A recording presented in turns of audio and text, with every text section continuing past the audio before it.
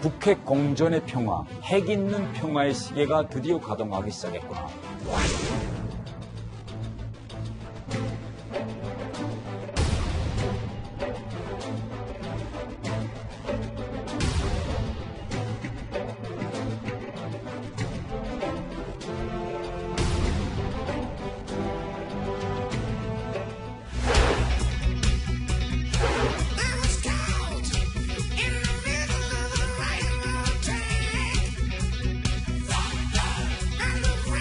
You must be armed with overwhelming force. You have to be.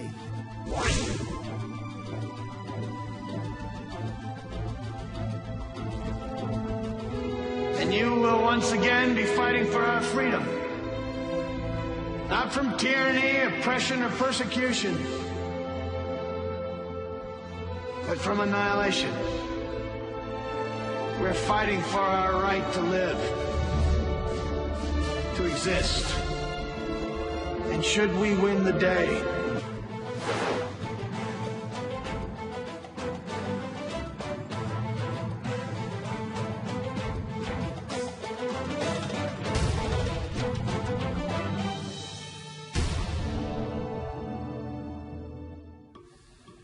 예, 뉴스 탑10이 꼽은 가장 중요한 이슈로 바로 가보겠습니다. 1위, 인공기 배려, 핵 동결의 신호냐? 그리고 3위입니다. 트럼프 대통령의 전투기 1000억 쇼, 이 얘기를 좀 차분히 짚어볼 텐데요. 이 트럼프 대통령과 김정은 위원장의 판문점 깜짝 만남 이후 가시지 않는 의문점 하나가 있습니다. 미국이 계산법을 바꾸지 않으면 이 협상 테이블에 앉지 않겠다고 강조했던 김정은 위원장이 왜 판문점까지, 그것도 남측 지역인 자유의 집까지 왔냐는 겁니다. 뉴스탑10은 미국의 셈법에 좀 더 주목해 보기로 했습니다.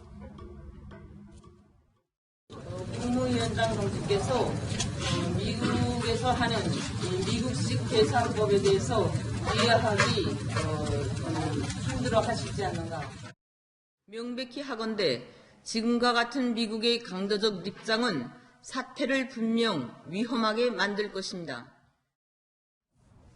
저 얘기가 하노이 회담 결렬 이후 직후 얘기잖아요, 이현정 의원님. 네. 그런데 오늘 뉴욕타임즈에서 미국의 셈법이 핵 폐기에서 핵 동결로 바뀐 거 아니냐, 이런 보도가 나왔습니다. 그렇습니다. 판문점 회동 이후에 이제 이런 보도가 나왔는데요. 사실은 북핵 문제에서 그동안 미국의 해법은 CVID, FFVD로 대표되는 북핵의 완전한 폐기, 그 다음에 이제 대북 제재 해결이라든지 포괄적인 어떤 협상을 주도해 왔습니다. 그러나 이제 재선이 임박해 있는 이제 트럼프 대통령 같은 경우에 여러 가지 이제 북핵 문제와 관련된 성과를 이제 아마 보게 되는 것들을 원하고 있는 것 같습니다. 그러다 보니까 최근에 미국 국무부를 중심으로 해서 일부에서는 사실은 현재 있는 북한의 핵시설, 즉 미래의 핵을 만들 수 있는 여러 가지 것들은 일단 폐쇄를 하고, 그렇지만 현재 가지고 있는 핵에 대해서는 그냥 인정해주는, 즉 핵 보유국을 인정해주는 핵 동결의 어떤 해법들이 모색되고 있다는 이야기가 나오고 있습니다. 아마 최근에 비건 대북정책 특별대표가 동시적 병영적 해법을 모색하고 있다, 이런 이야기를 한 바 있습니다. 그렇다 보니까 최근에 판문점 회동이 성사된 것도 그렇고 뭔가 미국의 어떤 입장이 조금 변화가 있기 때문에 김정은 위원장이 저렇게 전격적으로 나온 것이 아닌가, 이제 그런 추측을 불러일으키고 있습니다. 신윤균 대표님, 그런데 볼턴, 미국이 강경파잖아요. 이 내용은 아니다, 발끈을 또 했단 말이죠.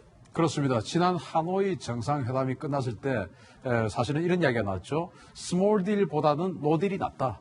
이런 이야기가 나왔지 않습니까? 사실 뭐 트럼프 대통령의 가장 큰 관심사는 내년에 재선이 되느냐 안 되느냐인데, 실제로 스몰 딜을 해서 정치적으로 자신이 과거의 빌 클린턴이나 또 버락 오바마보다 낫다라고 그동안 선전을 쭉 해왔는데 이게 뭐가 낫냐라고 하는 어떤 그 반대 성향의 언론들, 지금 예를 들어서 뉴욕타임즈라든지 뭐 CNN이라든지 이런 데서부터 언론의 공격, 그리고 야당의 공격, 그리고 여당 내에서도 은근한 견제, 이런 것들을 사실 뭐 버틸 이유가 없는 것이죠. 따라서 볼턴 보좌관은 말씀하신 대로 굉장히 강경파이기 때문에 아직은 그러한 공격을 받을 준비가 안 돼 있는 것이고, 그저께 전 세계를 깜짝 놀라게 하는 그런 이벤트를 했는데 그것이 시작과 동시에 바로 타격을 받는 것은 정치적으로 마이너스죠.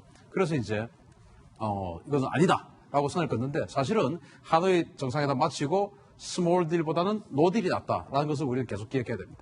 어제 저희와 판문점 회담을 긴급 분석했던 이 태영호 전 공사도 이 부분을 우려했었습니다. 태공사의 목소리 한번 들어보시겠습니다. 드디어 평화의 시계가 다시 움직이기 시작했다라고 이제 환성을 올렸는데 저는 반대로 판문점 이 해동이 이루어지는 과정을 통해서 제 우려도 깊어졌습니다. 이번에 트럼프 대통령이 북한 땅에 한 발을 디뎌 넣음으로써 결국은 핵보유국주의로 가려고 하는 북한의 핵보유국 굳히기 전략에 트럼프 대통령이 이용됐다. 저는 이렇게 평가합니다. 그렇죠. 어제 저 말을 했었습니다.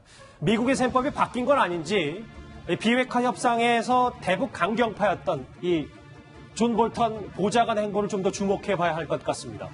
하노이 회담에서 영변 외에 핵시설을 내놓아서 김정은 위원장을 놀라게 한 인물인데요. 김종국 실장님. 네. 그런데 이 제목 그대로 볼턴은 지금 당시 판문점에 있지 않고 몽골에 갔단 말이죠. 네.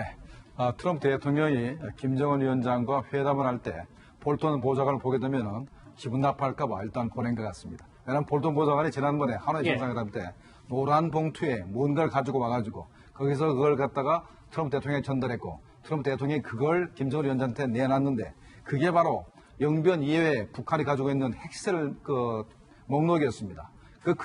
그래서 트럼프 대통령이 이런 시설을 전부 다 신고하고 폐기하지 않으면 우리가 합의할 수 없다 이렇게 얘기가 됐지 않습니까? 그래서 하노이 정상회담이 이제 결렬이 됐었죠.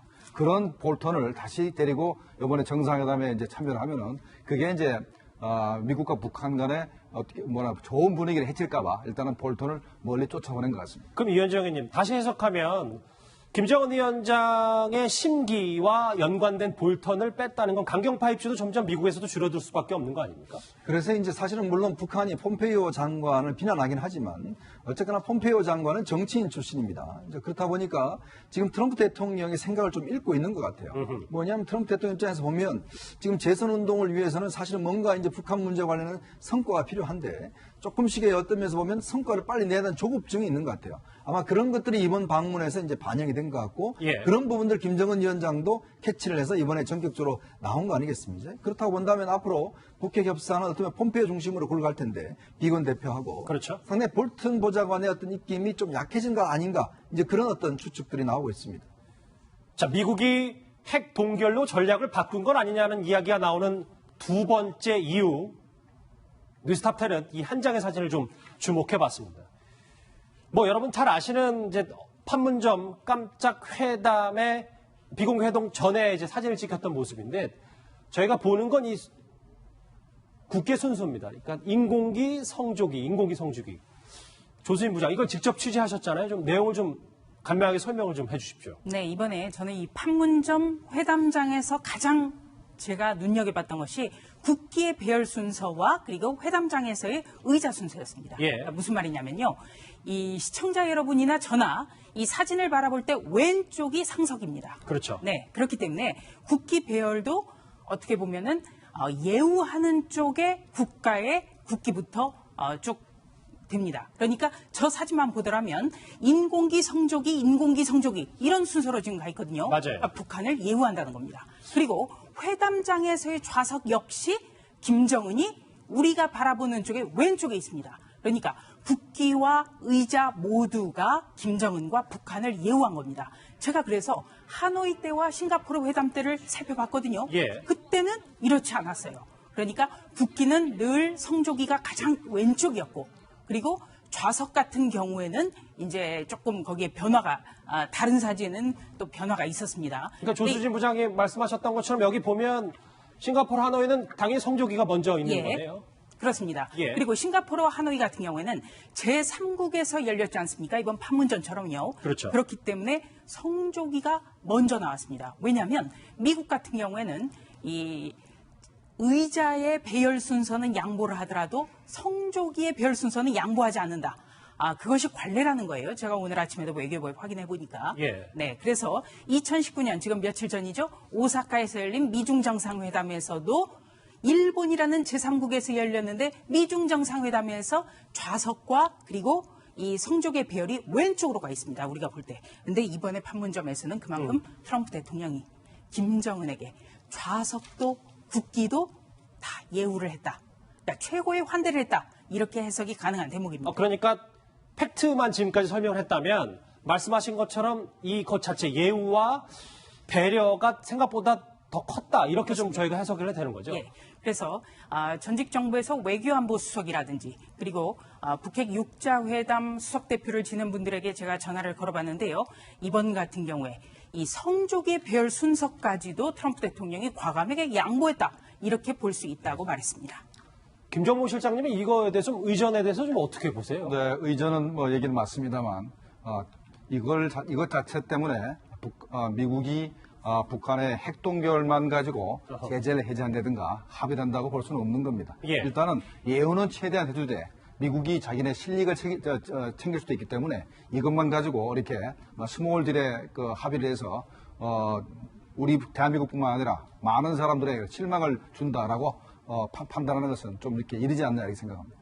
하지만 말씀처럼 말씀하십시오. 네, 이게 핵 동결이라는 거는 예. 그러니까 과거의 핵은 그대로 핵 동결은 지금 있는 상태에서 그대로 동결시킨다. 그렇죠. 예, 그렇기 때문에 미래라든지 현재 진행형인 거는 모른다는 거예요. 그런데 왜 자꾸 핵 동결이 나오냐면 지금 트럼프 대통령의 가장 소중한 것은 대선 가도에서의 파란불입니다. 그렇겠죠. 그렇기 때문에 내년 11월까지 대선에서 뭔가의 업적, 그러니까 북한을 이만큼 잘 관리해왔다는 것을 뭔가 성과를 내기 위해서라도 혹시라도 핵동결 가능성을 쓰지 않겠는가 그런 지금 추측이 나오는 거고요. 꼭 이 사진 한 장만으로 우리가 핵동결 갈 거다 이렇게 예단할 수는 없습니다만 일단 예. 이 미국 대선 그러니까 북한을 그만큼 관리하고 있다는 걸 보여주기 위해서라도 최대한 예우를 함으로써 대화의 장으로 끌어들였다. 이렇게 볼 수 있겠습니다. 자, 미국은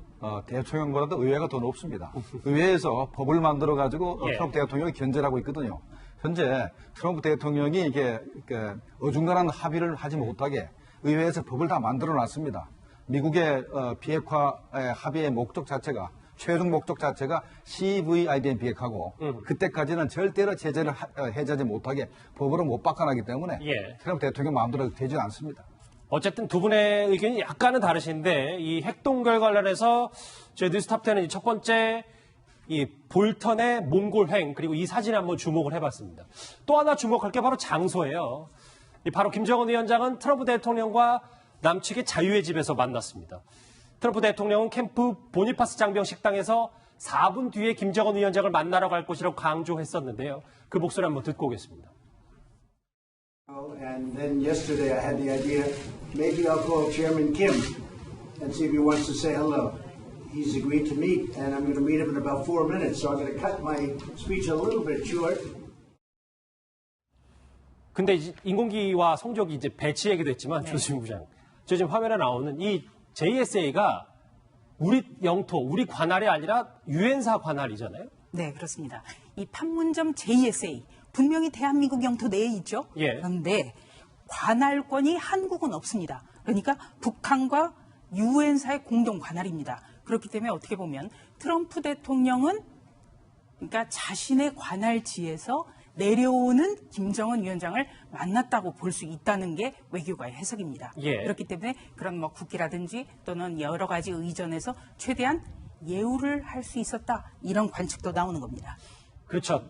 여기 제목도 대결과 분쟁의 상징이라고 돼 있지만 엄연히 유엔사, 그러니까 비무장지대 관할권을 미국 쪽에서 보고 있다는데 신윤규 대표님, 저희가 지금 여러 가지 팩트들을 한 번씩 나열해봤어요. 해석이야 전문가마다 각기 다르겠지만 그러면 미국의 셈법이 좀 바뀌었으니까 김정은이 이렇게 파격적으로 김정은 위원장도 움직인 거 아니냐 이런 해석도 가능합니까? 김정은이 갑자기, 정말로 하루 전에 연락을 해서 트위터를 보고, 정말로 트위터를 보고 왔는지 모르겠지만 트위터를 보고 이렇게 왔다라고 하는 것은 그야말로 정말 셈법과 미국의 제시 조건이 굉장히 큰 변화가 있었을 수밖에 없다라는 것은 이 액면만 보면 그렇습니다. 그러나, 과연, 트럼프 대통령이 김정은하고 사진 한 번 찍고 또 어떤 이슈몰이를 하기 위해서 그렇게 했느냐, 이것은 사실은 좀 되짚고 봐야 되고, 그날 있었던 이 어떤 여러 가지 이 판문점에서의 행사가 미국 내에서 크게 이슈가 되었던 것은 아닙니다. 근데 미국 현지 정치인들은 뭐라고 했냐? 한국에서 전쟁이 나지 않는 이상 한국 이슈가 언론의 메인을 차지한 일은 없을 것이다. 이렇게 얘기할 정도였거든요. 우리는 정말 며칠간 대서특필을 하고 있지만 미국은 아니다라는 거예요. 그래서 과연 자신의 어떤 큰 줄기가 될 수 있는 나는 클린턴과 오바마는 달랐다. 이것을 큰 줄기를 바꿔가면서까지 정말로 북한의 어떤 그 핵 조건을 바꿀 것이냐 이건 좀 더 지켜봐야 되고 또 그렇게 되지 않도록 우리 정부는 계속 그 견제를 해야 될 겁니다. 정리를 좀 마지막으로 해볼게요, 위원장 의원님. 어제 태영호공사가 얘기했던 거는 뭐 핵 동결이라는 얘기보다 더 편하게 하면 지금 수준의 핵 보유국을 인정하고 북미가 그렇게 대화를 하겠다는 거잖아요. 네. 일단 지금 아마 이제 북한 측에서도 이번에 이제 외무성이 이제 협상에 나서지 않습니까? 예. 외무성 같은 경우는 그동안 사실은 군부가 중심이 된 김영철 같은 경우는 이제 대북 제재 해제를 전면에 내걸었어요.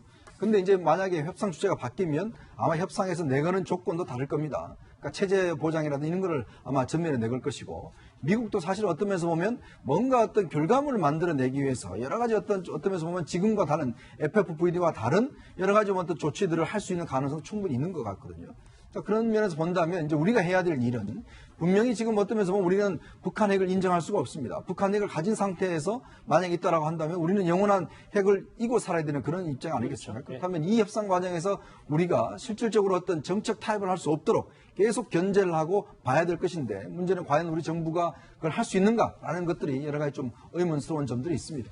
저 핵동결의 신호가 진짜인지 아닌지는 저희 뉴스 탑10도 계속해서 좀 추적을 해보겠습니다. 자, 여러분도 기억하시겠지만 트럼프 대통령이 판문점에서 김정은 위원장과의 깜짝 회담을 한 뒤 오산 공군기지로 날아갔습니다.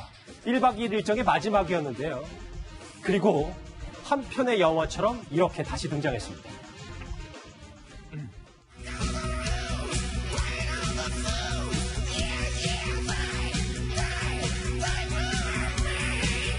You're a great people, and you're fighting hard, and so as president, I've no great honor than to serve as commander-in-chief of the greatest fighting force on the face of the earth, the United States military. Thank you very much.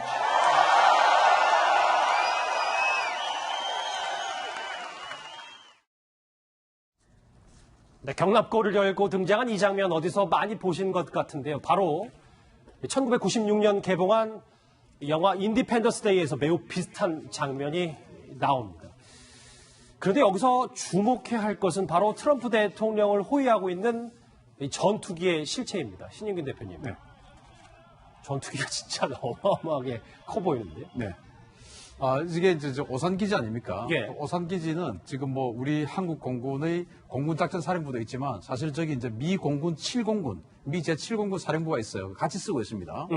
그래서 실제로 주인은 이제 미 공군 7공군이죠. 저기에는 전투 어떤 그 대대들이 있는데 특히나 F-16 전투기가 40여 대가 주둔하고 있고요.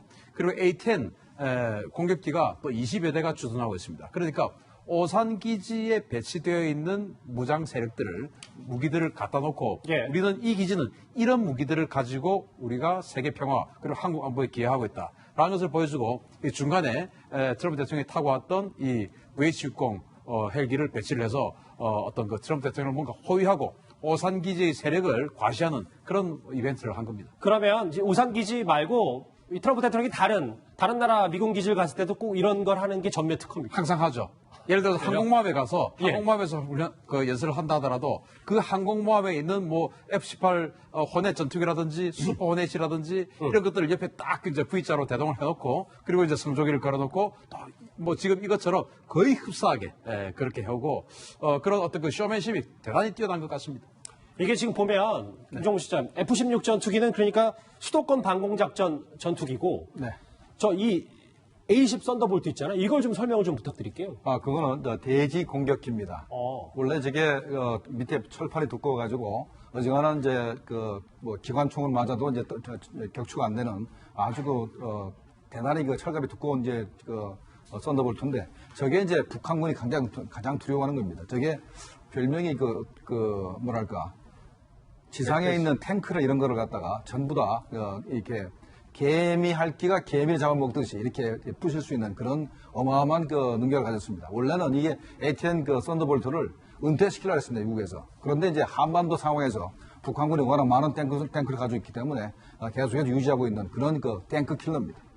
이게 되게 신인규 대표님 어쨌든 판문점 회담을 하고 나서 만났던 마주쳤던 이 전략 자산들이 북한이 제일 두려워하는 거네요. 공교롭게도. 그렇습니다. 이제 오산 기지 같은 경우가 사실은 북한이 제일 두려워하는 기지고 거기에 F-16 같은 경우는 개전 초기에 북한의 방공망을 제압하는 그런 전투기들로 배치가 되어 있어요. 북한에 이제 지대공 미사일들 많이 있지 않습니까? 그걸 때려 부시는 그런 역할을 가지고 있는 게 오산 기지의 F-16들이고요. 그리고 A-10 같은 경우는 방금 김정모 실장님 잘 설명하셨듯이 예. 탱크를 공격합니다. 지금은 이제 우리 한국 기갑 전력들이 굉장히 강해졌지만 20세기까지만 하더라도 북한 탱크 기갑 세력에 비해서 상대가 안 됐죠. 예. 그래서 이 A-10들이 최대 36대가 있는데 지금 24대만 있어요. 이 A-10들이 한 두 대가 뜨면 거의 적의 탱크 한 개 대대는 완전히 초토화시켜버립니다. 지금 이제 저 주둥이 부분에 있는 저게 30mm 기관포인데 탄이 열화 우라늄 탄이에요. 저걸 하늘에서 쏴버리면 완전히 탱크가 그냥 박살이 나버리는데 이 하부가 이 기관포를 넘어서서 방공포로 쏴도 하부가 격추가 뚫리잖아요. 그러니까 아주 저속으로 날아가면서 그냥 훑듯이 그냥 다 사격하고 지나가 버리기 때문에 북한군으로서는 사실 저 A-10이 너무나 무섭죠. 그리고 소리도 바로 옆에 지나가는데 윙 하고 지나가요. 거의 안 들리고 딱 눈앞에 보여야 진짜 그 정도 소리밖에 안 진짜 들려요? 윙. 저도 뭐가 느낌 이상해서 보니까 A-10이 두 개 쓱 날아갈 정도로 예. 굉장히 소리도 적고 하기 때문에 북한으로서는 어마어마하게 무섭죠. 그렇군요. 이 오산 기지에서 이 트럼프 대통령은 판문점 회담 뒷얘기 말고도 이런 말을 했습니다. 같이 들어보실까요? You must be armed with overwhelming force. You have to be. And having this tremendous strength, it's much more likely that we won't have to use it.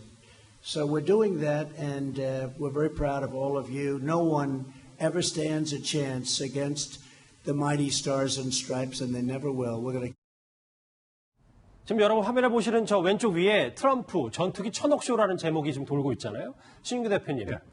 이틀 뒤면은 미국의 독립기념일에 이 대단한 전투기 쇼를 벌인다는 얘기가 있어서요. 그렇습니다. 미국이 이제 7월 4일이 독립기념일 아니겠습니까? 그래서 독립기념일 날 워싱턴 DC에서 전투기들하고 뭐 헬기 뭐 이런 것들 동원해서 이제 에어쇼를 하고 예. 그리고 지상에는 이제 탱크 같은 이런 장비도 전시를 한다라고 해요. 그래서 워싱턴 DC에 어떤 축제 같은 게 열리는데 미국에는 해군에도 특수비행팀이 있고 공군에도 특수비행팀이 있습니다. 우리 공군에 블랙 이글스라는 특수비행팀이 있지 않습니까? 미국에는 해군에는 블루 엔젤 그리고 공군은 썬더볼트 이렇게 해서 두 개의 특수비행팀이 있는데 이번에는 해군의 호넷 F-18 호넷 전투기로 이루어진 그 블루 엔젤스가 특수비행을 한다라고 하는데 사실은 이게 2017년도에 프랑스가 열병식을 하는 것을 보고 트럼프 대통령이 야 이거 멋있다. 이게 좀 역사성도 있고 좀 멋지구나. 우리도 한번 하자. 라고 해서 2017년도에 하려고 했는데 그때 워싱턴 DC 시장이 거부했어요. 왜냐? 돈은 너희들이 내라. 워싱턴 DC에서 돈을 내고 군대는 우리가 동원해주겠다라고 하니까 이제 워싱턴 DC 시장이 예산 없다고 거부를 하고 이제 지금 하는 겁니다. 조준일 부장, 근데 이제 트럼프 대통령이 2년 전에 파리 열병식 보고 프랑스 열병식 보고 좀 많이 감흥을 받았다는 얘기도 있어서요. 네. 이 프랑스의 7월 14일, 그러니까 이 프랑스 대혁명이 일어난 날이죠. 예. 프랑스에 여러 가지 국경일이 있습니다만 그 국경일 중에 가장 큰 규모의 행사가 열리는 게 바로 7월 14일 프랑스 대혁명 기념일입니다. 그런데 이 프랑스 대혁명 기념일 때는요, 늘 군사 퍼레이드가 열립니다. 그러니까 프랑스 대통령은 전통적으로 무게차라고 그러죠. 뚜껑이 없는 차를 타고 이 샹젤리제 거리를 쭉 활보를 합니다. 샹젤리제 거리가 2km 정도 되거든요. 그리고 기마병들이 대통령을 호위를 해요. 예, 그리고 영상 보니까 대단하네요. 네. 그리고 이 비행기도 뜨고 그리고 이제 맨 마지막에 불꽃놀이가 밤 늦게까지 펼쳐집니다. 그러니까 이 샹젤리제 거리를 원천봉쇄하고 전국적인 어떤 국민들이 참여할 수 있게 하거든요. 그런데 트럼프 대통령이 봤던 2017년 파리에서 열린 프랑스 대혁명 기념일은요, 세계 1차 대전 종전 100주년까지 겹쳐가지고 더 컸어요. 그래서 이 프랑스와 미국의 동맹을 상징한다는 차원에서 미국의 육해 공군 200여 명이 참석을 했거든요. 그래서 이 트럼프 대통령 앞에서 이 거수경례를 하고, 그러니까 트럼프 대통령이 쇼를 또 얼마나 좋아합니까? 그래서 당시에 굉장히 감동을 받았고 이것을 백악관에 있을 때 해보겠다, 이런 이야기를 했다고 합니다. 그래서 이번에 과연 현실화될 수 있을까? 그것도 지켜봐야 될 대목입니다. 파리에 계셨어서 참 이거에 대해서 잘 아시는 것 같아요. 자, 핵동결 논란 그리고 트럼프 대통령의 전투기 쇼까지 짚어봤습니다. 다음 주에 넘어가기 전에 신인균 대표의 의사 인사를 드리겠습니다. 고맙습니다.